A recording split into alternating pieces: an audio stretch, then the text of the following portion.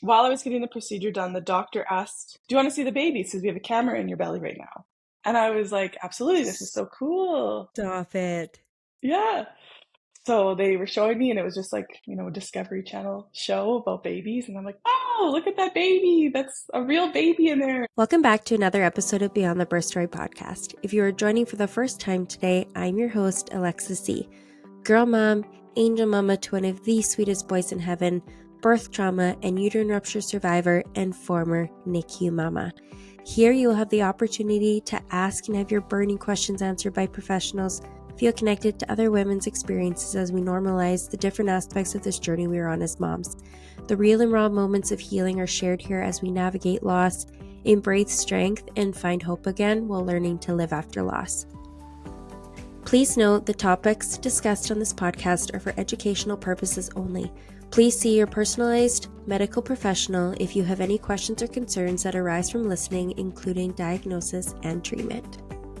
Welcome to the Beyond the Birth Story podcast. I'm excited that you reached out and are willing to share your story. I believe it's going to, create a lot of awareness and just, I don't think it's something that happens very often. And so if a fellow twin mom who finds himself in a similar situation, I think is going to benefit from what you have to say so incredibly much. So with that being said, I will give you the floor to just kind of give us a little background on who Danielle is, and then we'll dive into your story. Okay, so a little bit about myself. My husband and I were together for a few years. We got married the day before COVID started, and then we got pregnant relatively quickly. So I got pregnant, I think, in September. And do you want me just to dive right into the story? Yeah, go ahead. Okay. Whatever feels right. Okay, well, I'm going to preface this by saying I'm not a medical professional. So I'm going to talk about some medical things, but I will probably say them not right and just as best I can remember. And yes, so we got pregnant and we went for that first ultrasound, and the tech was like, "Here's one, and then here's the other." And so we were surprised that we were having twins, but very excited because it was exciting. Everyone thinks twins is such a fascinating thing. Right. The techs told us they were fraternal twins, and they were di-di, which means they both have their own placenta and they have their own sac, which is, in terms of a twin pregnancy, it's the lowest risk because any twin pregnancy is high risk, but they had separate things which lowers their risk. Some babies will share a placenta, and that's a higher risk. So we were excited. We went home. I think this was around maybe 7 or 8 weeks. And then the next day, my doctor phoned me and said that one of the babies was a little bit smaller than the other, which could mean that they're not viable. And sometimes people get pregnant with twins and lose one before that first ultrasound, and they never even know.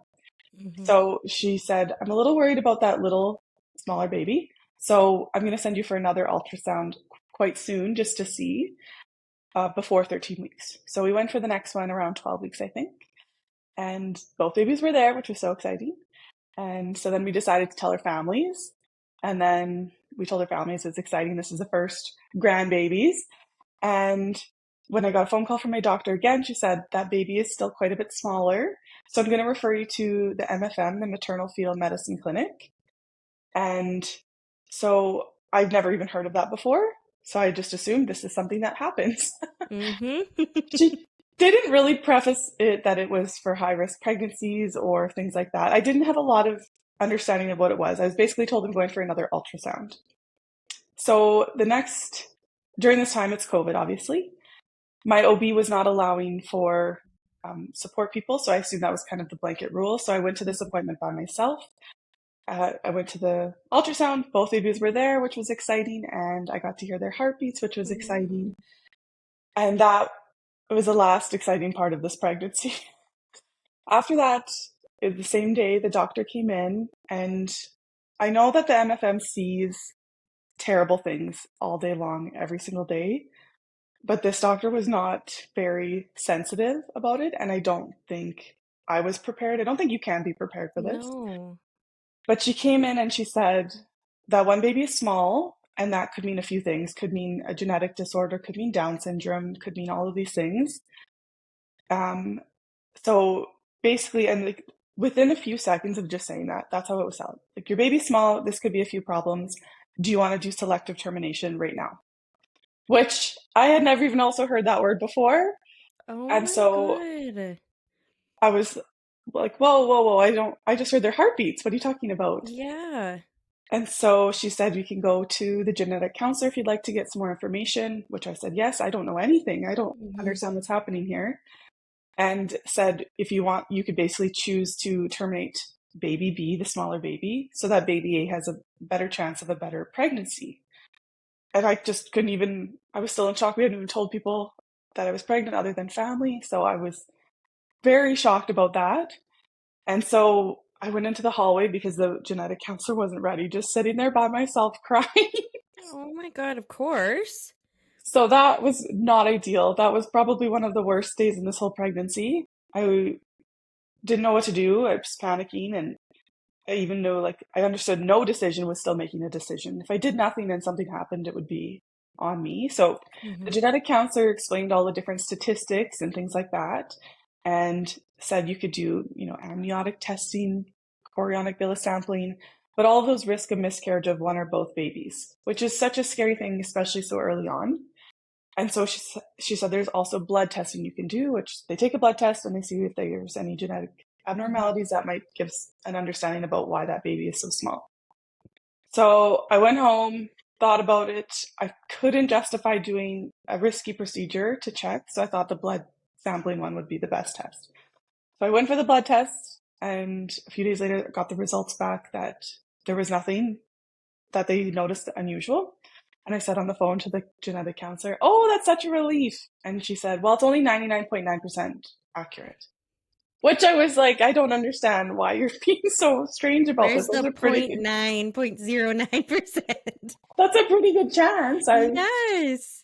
I can't imagine someone justifying doing a termination when No. that was the odds. So that was a relief. We were excited. And so then the MFM said, we'll follow you throughout this pregnancy, and we just have to do lots of ultrasounds and keep an eye on things and go from there. And so that was at 13 weeks. So now we started telling people we're excited. We started buying things, but still a little nervous to open and unpack things Hmm. because we were told basically you could come in for an ultrasound and that baby won't be alive anymore. That's just the reality of what's happening. And my OB, I remember asking, like, have you seen this before? And she said yes. And I'm like, what's been the outcomes? And she said, well, I've seen it go both ways. And so it was very serious, but I was obviously really hopeful, and every ultrasound was a good sign. So we kept going with our pregnancy, which was good.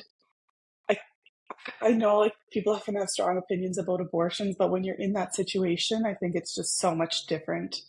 Yeah. And I think you think about all of the things, right? There was a chance by not doing it, I could be hurting both babies. By doing it, I could hurt one baby. Like, it was such a wild experience, and I don't wish that on anyone. Hmm. And even just the thought of, like, you to sacrifice baby B so that baby A could live was such a weird thing to think about. Yeah. So, anyways, I just was like, I'll just keep going as far as I can. And if I don't have to do that, I don't want to do that.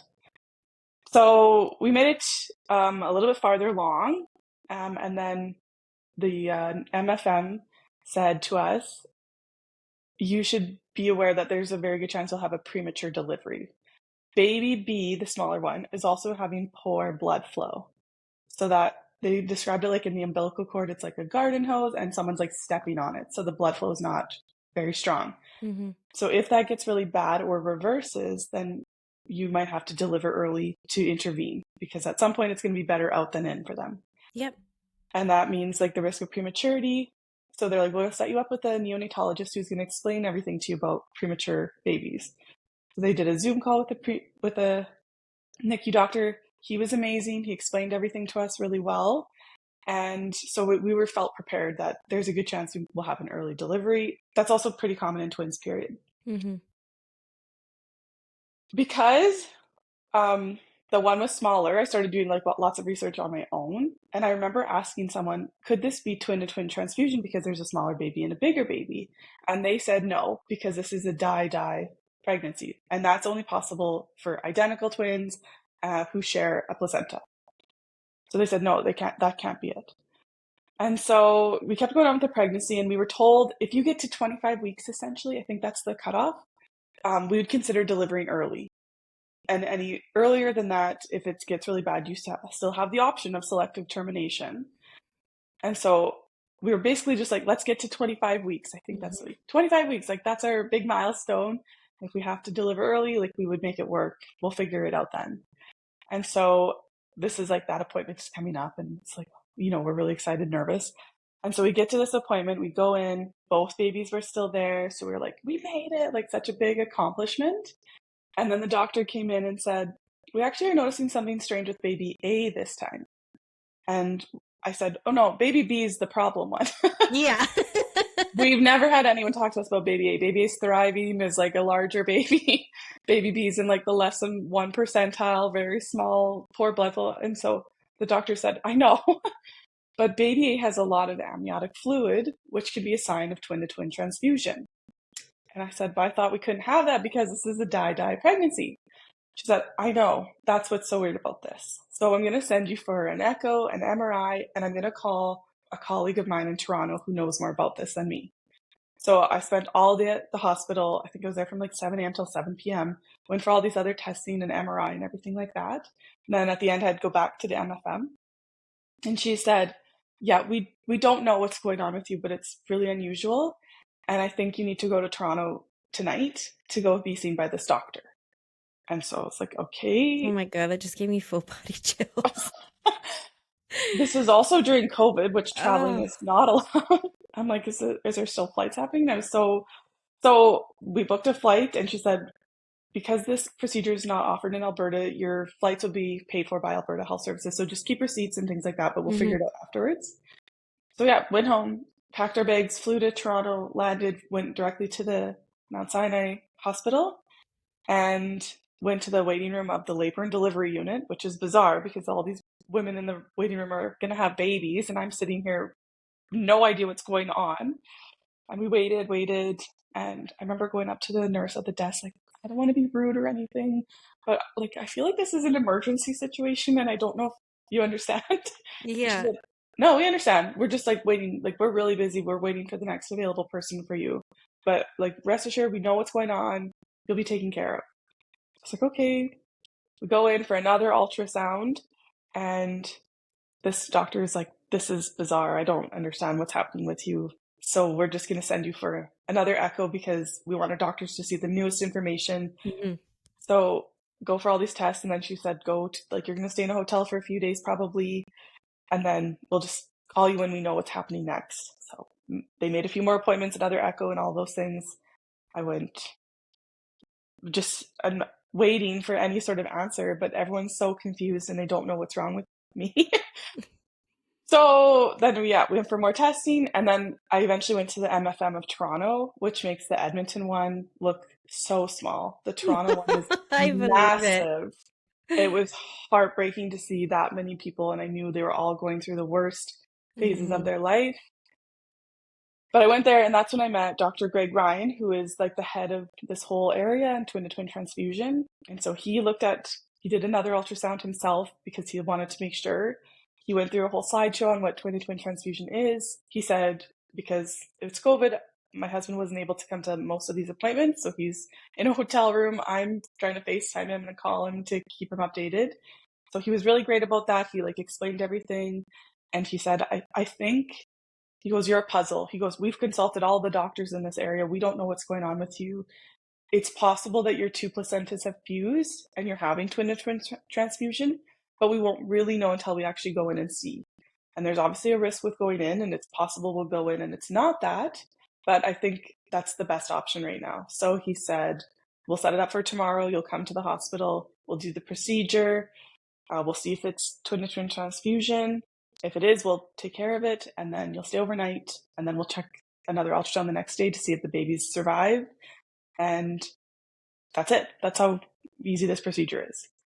If you don't do anything, there's a 10% chance of survival, and it is twin-to-twin transfusion. If it's happening and you don't do anything, there's a 90% chance one or both will die, which is a scary odd or statistic. Yes, incredibly scary. So it felt like, okay, this is a relatively easy choice. We will go forward with the procedure. So we got that all figured out, made arrangements for the next day, found out what time to go to the hospital. Was your And husband able to come in while you had that done? no, and typically during this procedure they are, but because it was COVID, they had no one. There was no support partners for anything. And that was really hard too because it was a scary procedure to go through alone. And my poor husband had to come to Toronto and he basically had to wait in a hotel room. Couldn't do anything to really help other than just be there, but it was not ideal, but No. that. And so at this point, I was also like super uncomfortable. Like my stomach was very, very full. And I thought it was just typical of a twin pregnancy, but it wasn't.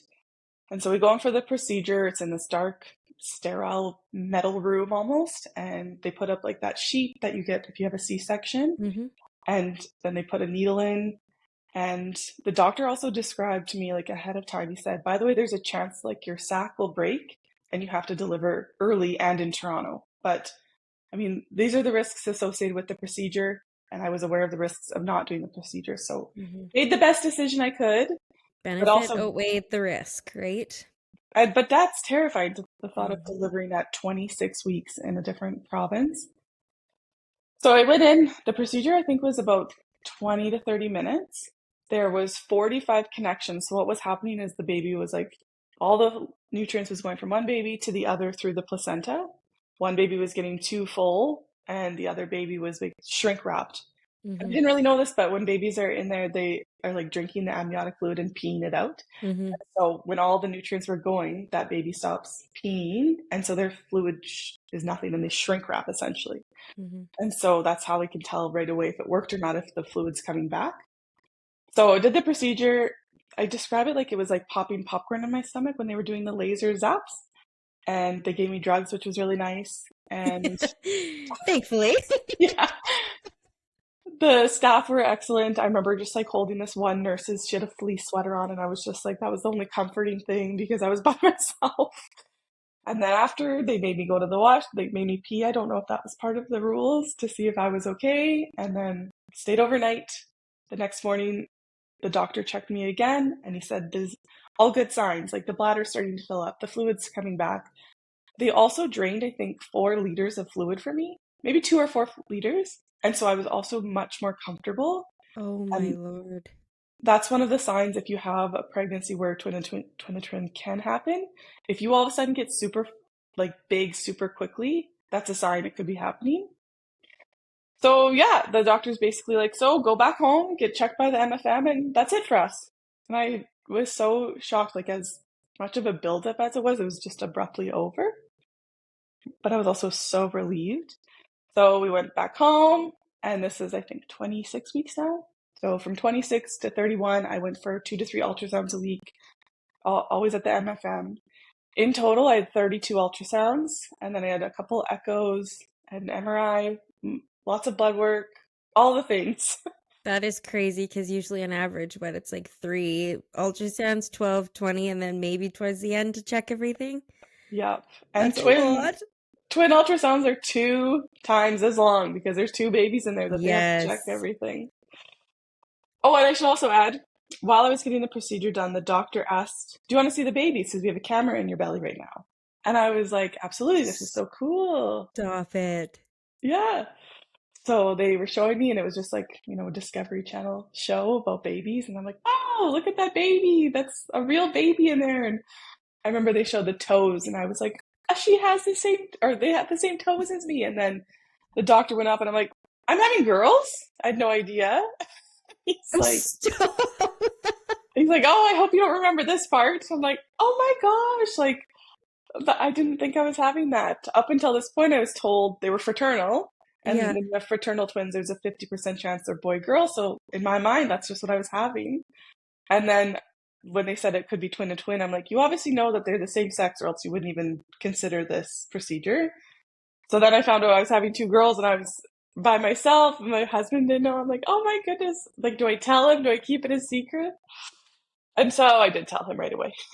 I would never be able to like keep it to myself. I don't know how couples do that, where one finds out the other doesn't. I have to scream it from the rooftops if I know. Yes.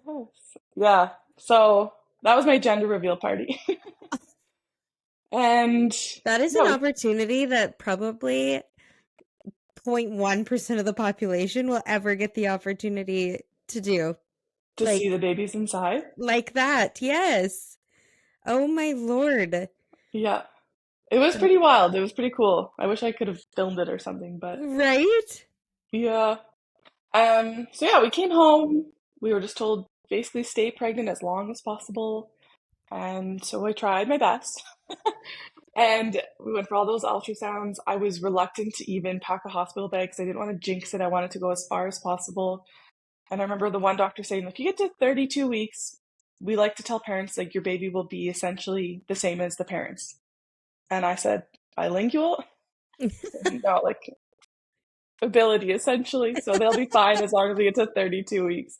So that was my like, okay, we can get there. So at 32 weeks on the dot, went for another ultrasound. That might have been my 32nd ultrasound too, I guess. And the doctor said, we're not going to get any more weeks out of this pregnancy. We're just going to call it. Mm-hmm. So you will deliver today or tomorrow. Oh, okay. So stayed at the hospital that day and delivered that afternoon. Just had a C-section. The babies were whisked away right away. I never got to see them or anything. And I think it was about almost 5 o'clock. And then I was able to go to the NICU around 8 or so p.m. So about 3 hours later. And going into the NICU, it was at the Royal Alex, so they were all in those pods. Mm-hmm. But it was so overwhelming because these babies had made it. We were not sure if we were going to have babies or not, or one or none. And so to actually see them was such an amazing experience, and we got to hold them right away. They had the CPAP on and everything, and a million cords and alarms going off, and that was a struggle, but they were there. So that was really cool. Baby B was born at 2 pounds, 5 ounces, and baby A was 4 pounds, 13 ounces. So over 50% difference in size, which is huge. And the doctors wanted to study the placenta, so that got shipped off to Toronto because they wanted to see what was going on with that. Mm-hmm. And so my NICU adventure started at the Royal Alex. We were there for about 2 weeks. And then we were told you can transfer to the MIS because there's twin rooms there if you'd like, and it's a less needs. At this point, the babies were doing really well with all the testing. They weren't showing any signs of any issues or anything like that. So we decided we'd go to the MIS, and they had to be taken by ambulance, which was a very bizarre experience. But they were feeders and growers, as they called them. So they're just Yep. there to learn how to eat, to get a little bit bigger so they could fit in a car seat. So after that, 2 weeks at the Alex, switched to the Miz. We were there for, I think, 5 or 6 weeks, maybe longer. And it was a really great experience, actually. Like, as hard as the NICU was, the staff there were so lovely and they were doing well. And so I kind of just got used to this routine of going every day, spending a whole day there. For a little while, my milk supply dropped, so I had to sleep overnight because I didn't have enough milk to leave for overnight feeds. So I stayed there, and that was very exhausting very quickly. I don't know how some parents can stay there for months and months overnight. And then we were almost about to be discharged. Baby A was discharged first, so at this point now I'm bringing that baby back and forth. And then baby B was close to being discharged, and the one nurse noticed something and brought the doctor in, and they said, we noticed that baby B has an inguinal hernia, or bilateral inguinal hernia. So this requires a surgery. It's not a very wild surgery. It's relatively easy in terms of surgeries, but you have to go to the stollery now. So then another ambulance ride. This baby goes to the stollery. So our third NICU of our NICU crawl, like a pub crawl, but less fun. Yeah, no And kidding. so we went there, and that was also very challenging. The NICU at the MIS is like your own rooms, really private. You don't see a lot of the other babies. But at the stollery, you see the sickest of sick babies, and it's all in pods, or a little bit more open. And that was very challenging because we saw some very sick babies, and I had such survivor's guilt. So we were only there for, I think, 3 days. They did the surgery, and then stayed overnight a couple days, and then we were discharged. So fully freed from the NICU and from all the testing and everything like that. And so that is their pregnancy, delivery, and NICU story. And so that was a pretty wild experience. No kidding. Um, when they sent your placenta away, did you get to hear kind of what they found out? Yeah, so I am one of three that they know of, three people, where I had a die-die pregnancy and then the placenta fused together. And that is why it was such a confusing case because it was not typical. And he Hmm. basically described it to me as a blip in like a medical blip. Wasn't supposed to happen. Yeah, no kidding. And like, how do they know why that happens, how it happens? They didn't say why. They basically just said like things in nature are not perfect. Yep. But luckily they caught it in time. And I feel like had I not been going to the MFM on a regular basis, it was very possible that it would be missed altogether. And then there would have been a 10% chance of survival, which is That's, really scary to think about. yeah. And it's like putting a parent in a position, like going back to the beginning and immediately offering a selective termination without even necessarily having all of the information. And I talked to the quad's mom and she said the same thing. It was like, well, you should do this because the chances of survival are not high. But they, like, obviously in your case it's different. They were like, baby B is the one that is having the troubles and stuff. But then for her, it's like they couldn't even tell her which babies they would pick. And Hmm. so it's like, why are we expecting these moms to make these choices? And, if you ever go the abortion route, it's like there's something significantly wrong, or you're not in a place to have a baby, or things like that. But then if you're in a position to have to medically terminate, and it's like not even your choice anymore, and they're expecting you to now try and make that choice. And Hmm. so that just like it shocks me every time I hear that, when that's like immediately what they put on the table.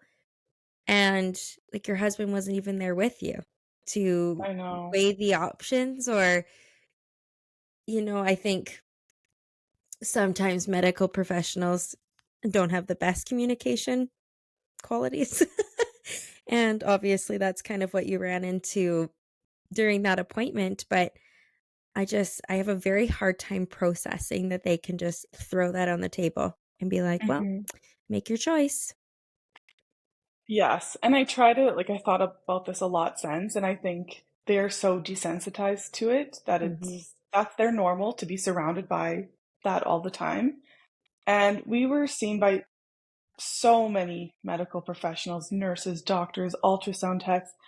Of all of the people that we encountered, there was two that were not great. And so I feel like that's pretty good odds. Hmm. There's terrible Considering how people many in every, appointments you had. yes, and there's terrible people in every profession. Yep. But when you're dealing with people during such a hard time, I think it's so important to be respectful or sensitive to what's going on. Hmm. So is that one of three people that they know of? Is that in Toronto alone, or is that in Canada? Is that like, do you know what that statistic was? I think the wording was that they know of this happening two other times in literature. Oh God. That's a very small percentage. So it explains why everyone was so confused every time. No kidding.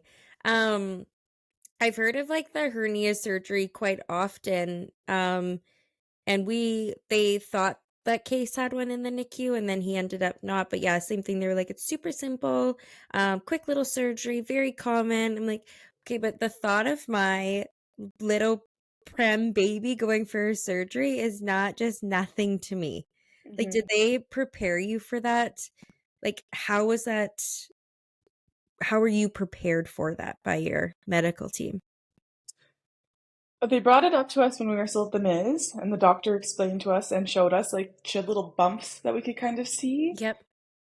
Um, and so one of the nurses told us, my son had this, and I know it seems so scary, but it was honestly a day and it was over, and then they can play and everything the next day. Like it's really, really nothing Mm-hmm. extreme. I think I was more so worried about leaving the Miz to go to a different hospital, and Yep. yeah, having a surgery is not something you think about when you think about having babies. Mm-hmm. And the team at the Stollery were also very, very lovely. And I just liked when the nurses would act like they were little adults almost, like, oh, this is their personality. And they made us feel really welcome right away. But afterwards, when she came out of surgery, like she had I think a breathing tube, and they told us she was on fentanyl. And I'm like, she's like 4 pounds now. Mm-hmm. How much do we give her for drugs? That's a little bit scary.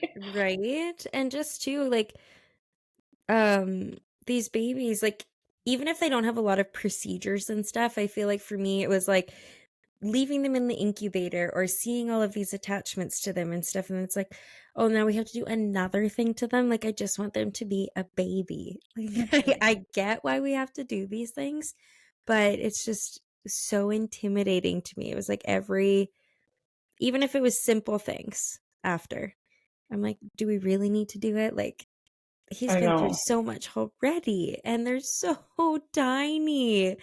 Like, oh, 2 pounds at 32 weeks. I'm like, I had a 3 pound at 28 weeks. Oh, I'm wow. like, oh yeah. I had gestational diabetes too, though, so I wonder if that kind of played a part. But Yeah. oh my gosh, like she would literally fit in the palm of your hand, or was she bigger than that? Her head was about the size of an orange. Mm, And I kind of just, it was like holding a big frog. She was sweetie girl. so Oh. tiny. But you're right. And seeing your baby in the NICU is very challenging. Mhm. I think what helped us was we were prepared for it. And having that meeting with the NICU doctor was so helpful to explain what the leads were for. And there's lots of alarms that are going to be going off, but it's just to keep everything up. Like your baby's in the best place they can be. Mhm. But it was definitely a challenge, and it was heartbreaking to leave at the end of the night and drive home with two empty car seats in the car. That part was not great, and sometimes they would have to give them needles, and that was hard, or even putting the feeding tube through their nose. I felt so bad for them. Like, you're right, I want you to just be a baby and have Yeah. naps on the ground on a blanket and play with little stuffed animals. And so, yeah, I remember thinking lots, if you want me to buy you a horse or something, I'll buy you a horse. I felt so Of bad that you had to go course. through this. I'll give you money. Anything you want ever. I Yeah, know. I feel that way too now that he's home. Like my husband's like, you gotta just like give him space. Let him just be a baby. I'm like, but he wants me so he can have me. Like I will do anything for this little human after how he started.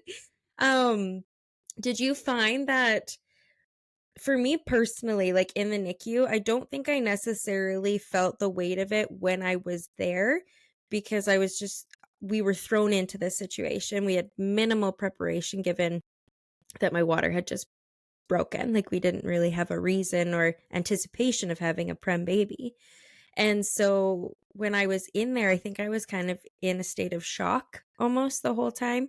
And now we've been out for 8 months. And I think I'm just now kind of coming down from the high of like, wow, we actually went through that. Whereas when we were there, we had no other option. There was no other choice. And so I don't think I really didn't really hit me until way later. totally.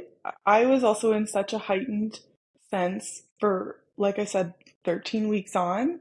Mhm. My whole pregnancy, I was on edge because I thought it wasn't going to turn out the way I hoped it would be.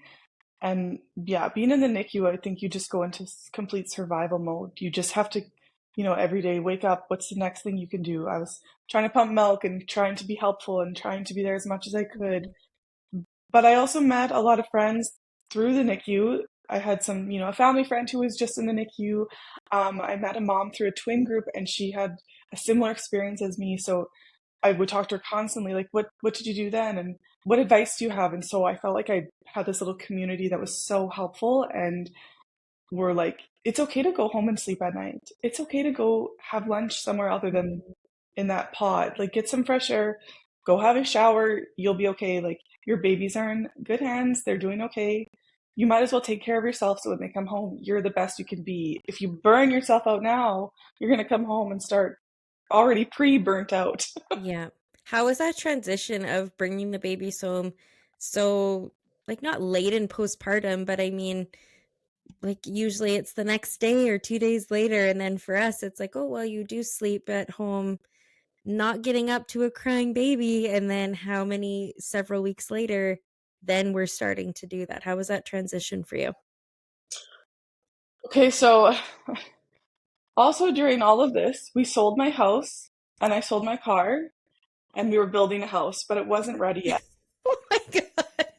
So I like was joking with the nurses at the NICU, like, at least my babies have a place to stay right now. This is great. So this is not ideal, but we ended up living in a camper for a little bit while our house was still being built. But that was not a great setup. There, I don't recommend living in a camper with babies. So then we ended up going to my parents' house and we stayed there for a few weeks and then our house was built. So yeah, we moved almost 4 times. I didn't have a vehicle for part of it. So I was like getting rides from friends Oh. and borrowing cars. Like when I think now, I'm like, what was happening in that part of my life? But then we moved in, and like since then, my life has been so much more calm. But after that, I think because my life was just so chaotic, I didn't even have time to process everything I went through. And it was a few months later that it like really hit me that I can't believe I went through that pregnancy, and I can't believe that we had to go to the NICU for 8 weeks, and I Mhm. can't believe we have babies. Like after that, it was like hitting a wall where it all sort of sunk in at once, and that was very hard. So I did go to therapy a little bit, and that was really helpful for me just to kind of understand what it was. But you're right, I feel like I was running at a high because I was so heightened all the time, and I was so scared for so long. And after a while of being like that, you almost become desensitized yourself. Like you Mhm. can't be told this is the worst case scenario over and over again for months and months and just be okay after that. So that part was really challenging. But I did have a really good community and like lots of support and like friends who I'd never known before that I met through a twin group. Like she was really helpful. So I did get through it, but it was not easy. My girls are turning 4 next month, which is wild, and they are healthy. They're still really small babies. Oh. But they're great, which is so I have a happy ending, which is so positive.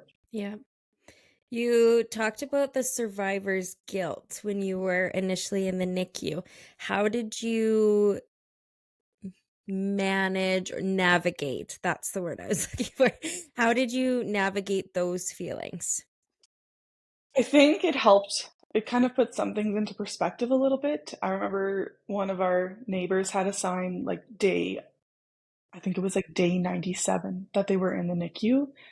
And we met people whose parents lived far away. And we met parents who had to juggle going home to a different baby and being at the NICU. So it helped me to almost feel more positive about my situation. But I still felt so guilty that this one mom we met, she was going to be in and out of the hospital probably the rest of that kid's life. And, we were being told we were days away from being permanently discharged. Yeah. And so I just remember thinking, like, I felt so bad. And after the NICU in total, I knew it was there and I knew those parents were dealing with it. And that was so heartbreaking to me. I felt like, oh, I wish I could fix this. Mhm. Maybe I should be a NICU nurse. I could never be a NICU nurse. But I just felt so like, oh, I knew this was happening. I knew that these parents were paying for parking and Yeah. I wish I could help. I remember I heard someone on your podcast say, like, we would build a hotel or something for NICU parents. If I had the money, I Mhm. would do that too. Yeah. It's Yeah, it really put it into perspective when I was in there. I had a girlfriend years ago who had a medical baby, and she would say, like, we have a roommate right now, and the parents are never there, and this and that. And then come to find out that she has like 5 other babies at home. And so, like, a single mom. So then it's like you're trying to navigate all of that. And then I didn't necessarily forget about it. I think I just didn't understand the weight because I had never personally been there. And then when we were in the pod, I was very lucky to have in-laws that could watch my eldest daughter. So I was there all day, every day. But same thing, there would be some babies that their parents wouldn't be there for a couple days. And then they'd come in and they were like, okay, I can stay for 30 minutes because my other 3 kids need this. And I'm like, just all of the, you know, outside factors that we don't necessarily see. And then I just remember wanting to go and snuggle all of these babies and be like, well, I'll hold you. But Hmm. truly, like the nurses, and we only experienced through Alec, so I'm going to speak to that specifically, but are literal angels on earth. Like the way they would hold these babies, and I would feel guilty if I came home for a night and because I literally needed new clothes and stuff. And I would be like, oh my gosh, like, is he going to be held when I'm gone? It's like, I don't want him just laying in his incubator and wondering where his mom is. And I know he doesn't know, but I know. And like, they're just, no, we got them. They're like, they have all these extra moms with them, giving them so much love. And I truly, like, I have a friend who works at the Royal Alec, and she was our nurse for a couple nights too, and, like, they get so attached to these babies as well, like, how could you not? Like, I just Hmm. think about going in and that being your patient is, like, this little 2-pound baby, like, oh, so yeah, just navigating all those extra factors, and if you don't have the resources, and I remember like, I went off work before I was even done and, had all this money saved up for maternity leave, anticipating the EI coming in right away. I didn't end up seeing a dollar from EI for 4 months. So I had been a month out of almost 2 months out of the NICU before I seen a dollar from them. And so again, that paying for parking, paying for food, paying for all of these extra things. Luckily, I had a free place to stay, but it's so easy to just, financially not be okay during those times. And if you like the Ronald McDonald House in Edmonton was constantly full. They would be like, okay, well, we might be able to get you in on this day. Like, okay, well, I can't not have a place to stay. So I would like extend my stay at this place. And then they'd call me, oh, well, we have it for tonight open. I'm like, yeah, one night's not good enough. Like, it just really puts into perspective how many people are up there. And they do a really good job at managing the resources I think that they have available, but they're not near enough resources. No. And like at the Miz, you said that you could stay. I think there's more opportunity for parents to stay versus the Royal Alec. There's just all of these pods, and you don't get to stay until you're in the transition unit. And some people don't even see the transition unit, depending on, the circumstances of your baby's stay. Hmm. Yeah, we had a lot of unexpected fees associated with our pregnancy. Ugh. Even for Toronto, the flight was covered, but the hotel was not, or food. And they had it was like a discount through this one hospital if you were a patient at, or sorry, a discount at the hotel if you were a patient at the hospital. And so I think it worked out to $100 a night, which is a really good discount. But we were there, I think, 7 days.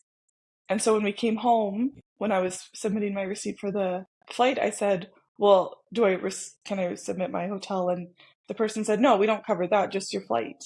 You could have stayed at the Ronald McDonald House if you wanted to." But I wasn't aware at the time. And luckily, we can afford these things, but it made me really Mhm. think, what about the people who can't Mhm. have this huge unexpected bill or unexpected time off of work? Luckily, I was able to take sick pay, but I know that also weighed on me heavily that I knew there was Mhm. some people who were not in a good situation for that. Yeah, really it's a sad thing, especially when you're not expecting it. Or, you know, I am someone that had a very surprising first pregnancy. And so it's like, even if you are in a position like that where you didn't even expect the pregnancy to begin with, and I'm a firm believer that pregnancy and having children is something you need to be prepared for and save up for and that kind of thing. And so it's just all of these little factors that kind of add up and add so much more weight. And I think the social workers are angels on earth up there too, with the way that they can kind of line you up with resources and things like that. But I mean, the government doesn't just give out money very quickly. So if you're in a position where, you forgot a word on your form, they'll be like, no, can't. You got to resubmit your forms, or even just little blimps like that, right? Or um, it's so frustrating. I remember sitting here, I'm like, okay, well, I don't know what to do. I guess, like, thank goodness, again, my husband works and we were in an okay situation, but still, as I'm very much somebody who's like independent with her money, loves to work, loves to have my own money. And so then to be like, I'm not getting paid. Can you help me? That was like a huge stressor on me too. And I remember just breaking down one day and being like, I don't know what to do. And like, I'm just waiting on someone that I have no control over. And I called multiple times. And they're like, yeah, it'll come soon. Like, okay, well, what's soon? Because I have other kids at home. I have a life, I have bills, I have this and that, and they don't care. They're No, just like, yes, ma'am, we understand. It'll come when it comes. Like, not good enough. I know. I had issues with my EI as well, and it took a lot of phone calls and complaining, and finally they did fix it, but I couldn't believe how poorly that was run. Yeah, it was very disappointing, honestly, because again, they talked up like when I was in there, I believe it's the caregiver benefit that I got while I was in hospital. Well, I didn't get it until I was way discharged, but it's like they have these things set up which sound great, but like good luck getting it Right. when you need it, right? Um, you said you were pumping when you were in the hospital. Did you continue the nursing journey when you guys went home? Or the pumping journey? Yes. So, the 2 months that they were in the hospital, I found pumping to be easier because I had so much more help, and the pump at the hospital was good, and all the supplies were there. And then as soon as we got home, it was so much harder to keep up with because sometimes I'd be pumping and one baby is in their bassinet crying, but I can't do anything until I'm done pumping. And so I felt like I was trying to juggle all of these things and then keeping up with everything. One nurse described pumping as having an additional baby. So she said, you basically have triplets now because you have two babies that you're going to feed, plus pumping, plus all the things associated with it. And so I did it for another month. And then when they were all crying and I couldn't help because I was pumping, or I couldn't, I was missing out on things because I felt useless. It was terrible. So someone said just switch to formula if you can. Mhm. And so I did, and we had to do formula for the rest of it, but it was much better for everybody. Yeah, that's the thing, right? Like I I don't think, again, I didn't really pump with my first. And she just took very easily to the breast, whereas having a preemie baby is so different. And even still to this day, like I'm going for a mom day tomorrow and I need to bring my pump, obviously. And I like don't want to go because I know I'm going to have to pump. It's like this mental thing for me now where it's like I was not forced, nobody forced me to pump in the NICU, but nursing was important to me. So I was going to do what I could do. And I was, forced to leave my baby at night and go sleep and things like that. And so now the thought of it, it's just connected to all of that. And I get so anxious. I don't even want to look at my pump. I don't want to bring it anywhere. I'm like, but I also want this supply of milk frozen just in case. hmm So, like, I really, really struggled. I know that switch to formula from nursing can be quite hard for some moms. Did it help you like with your mental health and things like that, or did you kind of grieve that journey and what you thought it might look like? It was harder than I thought it would be. I never really understood when people were talking about, oh, it's hard to switch to formula or, undersupply, things like that. I never really could understand it until I was in that situation. Hmm. And there was even once during the NICU stay, my supply dropped and I couldn't keep up. And so the nurses were like, I know this might be hard, but we're going to just do a little bit of formula so that your baby has enough to eat. Hmm. And because my supply I was barely keeping up, but I noticed I was almost trying to not feed them because I didn't want to lose all of my supply, or like, so I would like fill up the bottle a tiny bit at a time just because I didn't even want to waste anything. Hmm. But that's also just not a good way to think about feeding a baby, like that you're scared to feed all of the milk to the baby because you don't want to be. So that was really hard. I felt like I was failing, and So they gave formula, but then like the baby had a great sleep and was happy and the weight gain was healthy. And so then after that, I was like, this is what it is. People are going to give me a little bit of leniency because it's twins, and everyone will say, oh, I can't imagine feeding twins. So I'll just take it. I'll feed formula. It is what it is. It's so funny because, like, as a nursing mom, I feel like people just not necessarily praise you, but they're like, "Oh, good job! Like breast milk, yay! All of these things," and then there's more of a negative connotation when it comes to formula. But then I've also had some people who couldn't even dream of breastfeeding be like, "Can't believe you're breastfeeding." I'm like, sorry. So I'm like, truly, no matter which direction I go, someone's not going to approve of what I'm doing. And so yeah, as long as my head, when it hits the pillow at the end of the night, I'm sleeping, my baby's sleeping, that's all that matters. And I feel like that goes for all aspects of having babies and kids. Like, you can't please everybody. And that's one thing I loved about the NICU too, is they were very open to how you fed your baby. Because ultimately they all they care about is the weight gain and that they're feeding so they can get the heck out of there. And I know not everybody has that outlook, but that is something that I noticed the nurses did carry there, is as long as your baby's eating, like, we're good. Yes, I do remember them. Like, I remember thinking if I do the bottle, I feel like I'll get out of the NICU sooner than if I try Hmm. and breastfeed because then they really want the data of how much they're drinking and things Yeah. like that to ensure that it's safe for the baby to be discharged. But I remember thinking, well, if breastfeeding is so good, like, why aren't you really pushing that? Like, they just wanted the data to be Mm. discharged. Like, they wanted to make sure that the baby had X amount. Sometimes I think, I wonder if I would have tried harder, but also I was trying my best. So maybe that's a Yeah. terrible way to think about it. That is, yeah, they get so caught up with the numbers. And I even found that when I was discharged home from the NICU and we would go to like his follow ups at public health and things like that, they prepared me in the NICU for like decrease in weight due to now simply feeding on their own, getting into a new routine of being home, that kind of thing. And like he never lost weight, it was just a slow gain in the beginning. And they always would give me crap. They'd be like, you need to force a bottle in him after this. And like, no, he literally is puking so much. Like he had reflux and everything else. And then they were like, okay, well, you need to supplement. I'm like, I'm going to try not to, but okay. And then I ended up, yeah, one day he just started going like this on his chart. And I said to the nurse, I said, you guys just like look at him. He's a healthy baby. He's happy. He's sleeping. He's like looks healthy. And then when I went a couple of months later, because he had like almost doubled, she's like, oh, are you still supplementing? I'm like, just to be clear, I never did.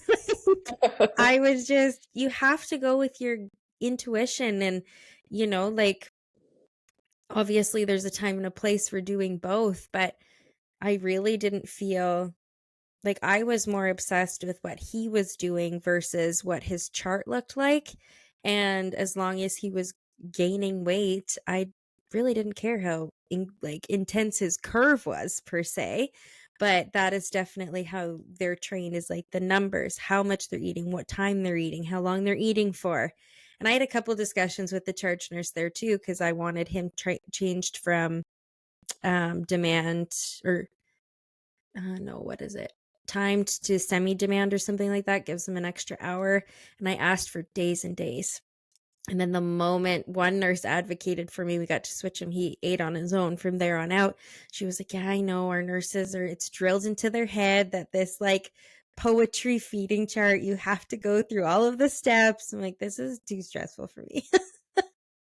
Well, and the Misericordia Hospital, they have a different mentality on feeding. It's not the same thing as the Alex. And so if you were really Really? getting into that routine and then you switch to a new hospital, they might have a different mentality about feeding. Yeah. Are they, they're a different level, right? Of NICU? Yes. Okay. So yeah, I get like Nikki, or the Royal Alec is more of like the very early babies Hmm. if they need significantly more help. And then if you're at the Ms, it's more grower feeders kind of thing. Is that kind Hmm. of what you, yeah, we never Yeah. got to see the Ms, but I've heard good things. Yeah. Would recommend. if you have If to you go. ever find yourself there.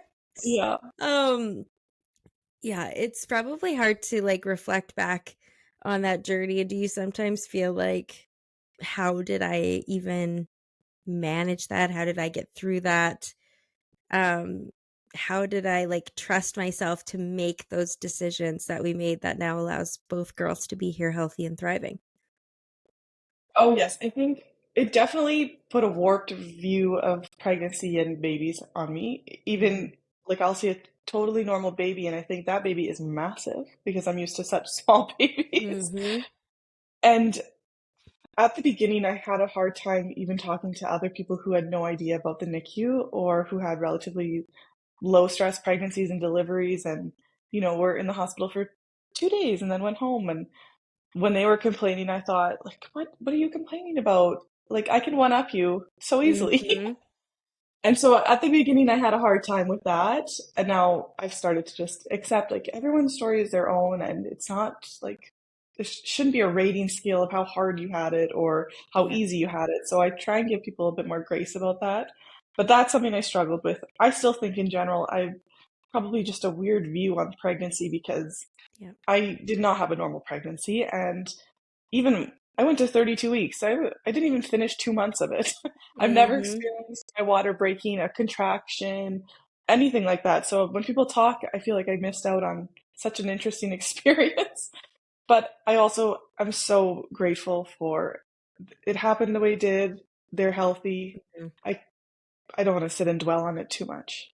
Fair enough. I feel like it's human nature too to just like compare. And you have this blissful idea of what pregnancy and delivery is going to look like. And then when you're put in a position, especially for your first, like you don't know any different. And so then that's all you know with pregnancy. And I know even being a lost mom, if I hear people just getting pregnant, having babies, getting pregnant, having babies, I'm like, well, that's nice. Like, Hmm.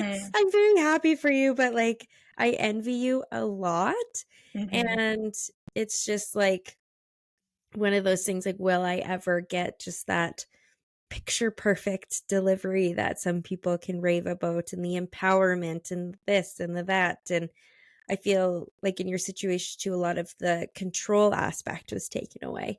And like significantly, obviously, you had control in the decisions that you made, but it's like you were kind of forced to make those decisions. And then, you had to deliver early. You had to do all of these things. It wasn't just you get to walk in and let nature do its course at the end of your pregnancy and enjoy just going home after and all those things that I think as a pregnant woman you just dream of doing. Hmm. You guys just have the twins? Yes. Yeah. Did you always just want two babies or did you kind of dream of having a handful? Originally we thought, yeah, we can have like 4 kids. That's Yeah. probably a good number.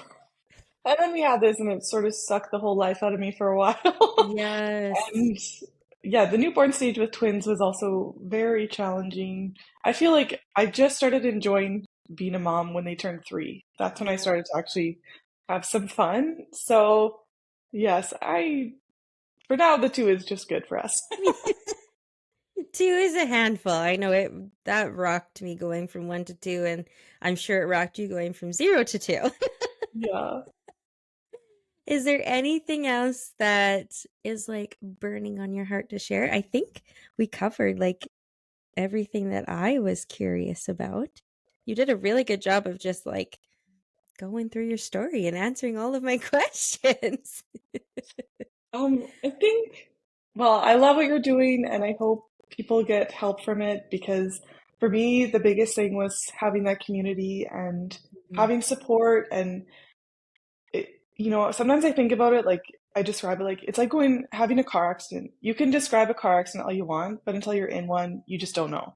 Yeah. And that's what I felt like the NICU was. Like you can describe it all you want, but until you're in it and it's your babies or baby, you just can't understand what someone's going through.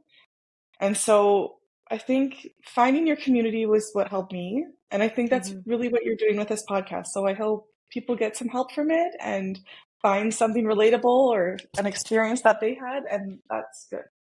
I love that. Thank you Yeah. for sharing that. Yes, we did go through everything. Yeah, I've made some really good friends throughout my NICU stay too, and we still stay very connected. And that is something that is like so important to my heart, is to have other women and moms that we can relate to. And I think it's important for the dads too. And I know not every dad, and I'm specifically speaking to my husband, likes to talk about things. So the community and just kind of grow from it. I think that's even more important to my heart. And if you could give one piece of advice to either a NICU mom, a twin mom, whatever kind of speaks to you, what would be, or would you go back and tell yourself even? Hmm. I know I'm I putting you on the think I spot. would go back and tell myself, just try to enjoy it for what it is. Any small celebration, like celebrate it. Anything, any small milestone, soak it in. There will be hard days, but try to let those good days overpower it. And yeah, I think my husband and I are really good about seeing a positive and, finding something funny in a rough situation. When you're driving somewhere and both babies are having a meltdown in the back seat, like, well, this is it. This is parenting, I guess. Like, Yeah, we can either join or have a good time. So like, let's make the best of it. absolutely.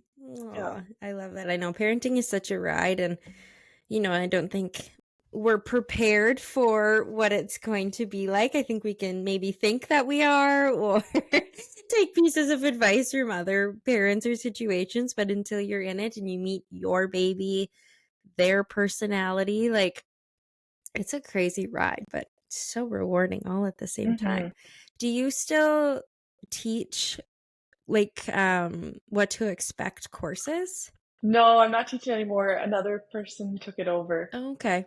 Yeah, I'm it's gonna nicer have to to have someone who's it's nice to have someone who's really close to it, like someone who's a little bit fresher. Yeah, I feel like I'm out of it a few years, so yeah, I fair. let pass it on to someone else. Aw. Yeah. Well, I'm sure that was a special moment too, to be able to share with other expecting moms, especially of multiples. And again, until you've been in it, like as you know, a singleton mom, I have no idea Mm, what it would be like. And again, I always thought that twins would be cool. And now I'm like, yeah, I think I'm good with just facing one. I know. I think the payoff for twins happens a bit later because now they love playing with each other and they can keep Mhm. themselves busy way more than I think a singleton could, but that first part is rough. No kidding. Do the girls look quite a bit alike, or do they look quite Um, different? hold on, Oh my God, look at their hair. They actually do look so much alike. yeah, they do look similar, but one is still a bit smaller than the other. Yeah. So they're very, and one's even taller, so you can tell them apart. Oh, but Yeah. like I feel like their characteristics and stuff, like for being fraternal twins, looks. Oh yeah, sorry, they actually are identical twins. Oh, Yeah. So that that tech makes was way more wrong. sense. Well, they look way too We much didn't, alike. yeah, we found out after they were born. One of the tests came back and I was like, oh, they are identical, I guess. Oh my Lord. I don't understand twins enough. Can they, like, are identical twins always have their own sacks? So Or there's does, different types. okay. So di-di, which is separate Yeah. sacs, separate placentas, there's a 30% chance they're identical. Okay. But some babies will share a sac, some babies will share a placenta. And those ones, I think, are almost always identical. Okay. That makes sense. I need to do more research into this Yeah. apparently. This whole time I've just Yeah. Oh, well, thank you so much for sharing your story. I loved hearing about not the situations that the doctors maybe necessarily put you in, but everything that you overcame during that pregnancy. And I it's just always so special to me when I get to hear about a positive outcome too, especially in a situation like this. And, if you're ever faced with a situation to have to make these hard decisions, I think it's important to not, jump to decisions. Like, you took the time to really think it over and make, as educated of choices as you can. And I think it's important for everybody to kind of take that and implement it not only into their pregnancy, but, even after that babe's born, or just different aspects of their journeys, right? Yeah. Well, thank you for having me on. Of I enjoyed course. it. Thank you so much. Thanks for listening to this week's episode. Please take a moment and on whatever app you're listening to us on, press that follow button to stay up to date with all future episodes. If you or someone you know are interested in being a guest on the Beyond the Birth Story podcast or a sponsor, please visit our Instagram or Facebook at Beyond the Birth Story podcast and send a message or fill out that contact form. I would love to connect with you. As always, remember to be gentle, kind, and hold space for yourself when you need it.